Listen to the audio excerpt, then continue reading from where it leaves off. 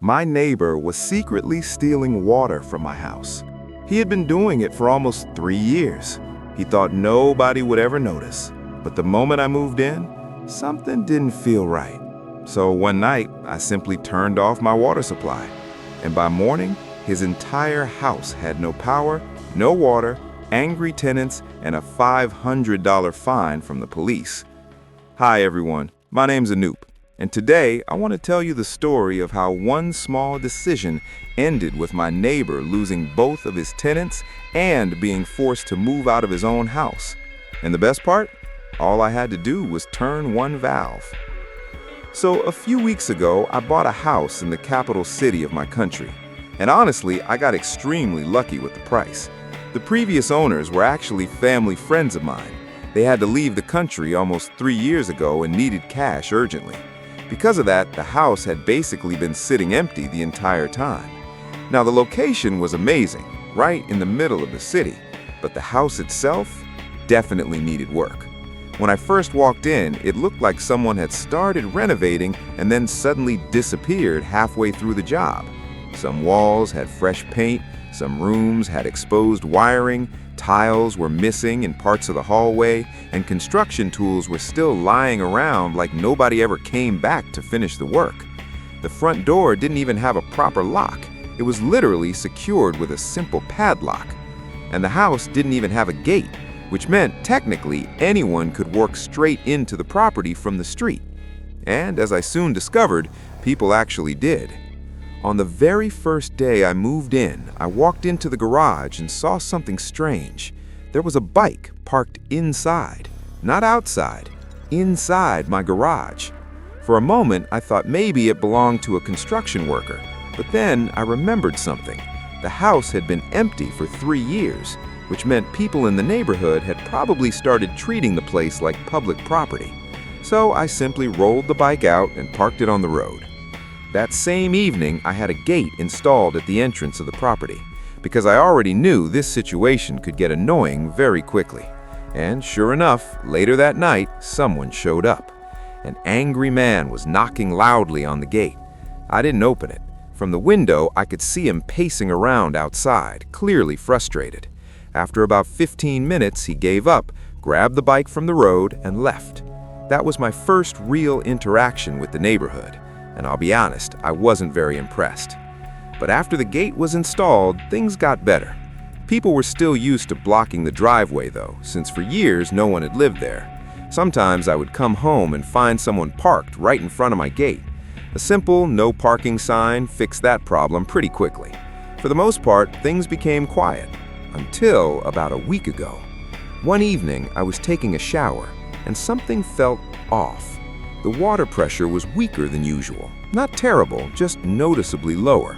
At the same time, I heard a familiar sound coming from next door, the neighbor's water pump.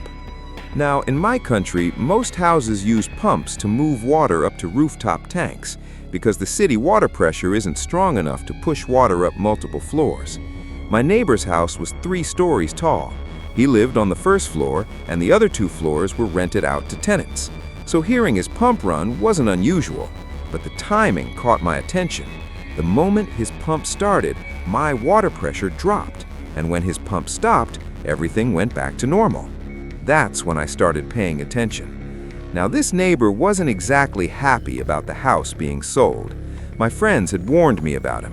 Apparently, he complained about the property next door for years. He didn't like the idea of someone new moving in, but honestly, I wasn't worried.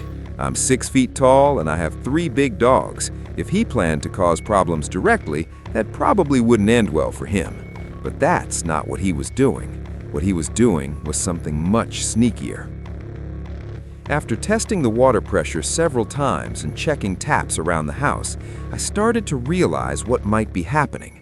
At some point during the 3 years that the house sat empty, this guy had probably walked onto the property and connected his plumbing to my water line, basically siphoning water from my supply.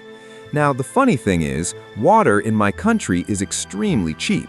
My monthly bill is around $5, even with washing 3 dogs, cleaning my car every week, watering the garden, everything. So technically, the money wasn't the problem, but the entitlement bothered me. The idea that someone thought it was perfectly fine to walk into someone else's property and just use their resources, that didn't sit right with me. So I decided to teach him a lesson. And the best part was, I didn't have to break any laws. I didn't have to touch his property. I didn't even have to confront him. All I had to do was turn off my own water supply. So, Monday evening, I waited. Around 9 o'clock, I heard it, that low humming sound from next door, his water pump. I walked outside casually, like I was just checking something in the yard. Then I walked over to the main valve and slowly turned off the water supply. Now, here's the important part. Inside rooftop water tanks, there's a small float valve. It detects the water level. When the tank gets low, it signals the pump to turn on and refill it. But if no water reaches the pump, it thinks the tank is still empty, which means the pump just keeps running and running and running. My original expectation was simple. Eventually, the motor would burn out. That alone would be annoying enough. But what I didn't expect was how badly things would escalate. Apparently, his house still had very old wiring, like wiring from the 1990s. When the pump kept running all night, it kept drawing electricity continuously. And around 3 in the morning, I woke up to voices outside. At first, I thought people were arguing on the street. Then I realized the noise was coming from next door. Windows were opening, lights were turning on. Someone shouted, "Why is there no power?" Another voice yelled back, "And there's no water either!" Turns out the wiring had completely overloaded. The pump burned out, the fuses blew, and the entire house lost both electricity and water. Now, here's where things got really bad for the landlord. In my country, tenant protection laws are very strict. Landlords are required to provide electricity and water. Those are considered essential services. If tenants lose them because of poor maintenance, the landlord can actually be fined, which is exactly what happened. Both tenants filed complaints. Within 2 days, one of them moved out completely. The other followed shortly after. The landlord was fined $500, which is actually a lot of money here. He also had to return both security deposits, and he can't rent out the property again until the electrical wiring and water system are repaired, which will cost even more money. A few days later, he came to my gate. He asked me one simple question. "Did you turn off your water recently?" And I just shrugged. Yeah, actually, I had a leak in one of my pipes, so I turned off the water overnight until the plumber fixed it." The look on his face was priceless. He tried to keep a straight expression, but you could tell he was holding something back. He just nodded slowly, said, "Oh, okay." Then he walked back to his house. Now he's moving out this Sunday to live with his daughter, because without tenants, he can't afford to maintain the house. Meanwhile, next week, I'm having a plumber come remove any pipes leaving my property.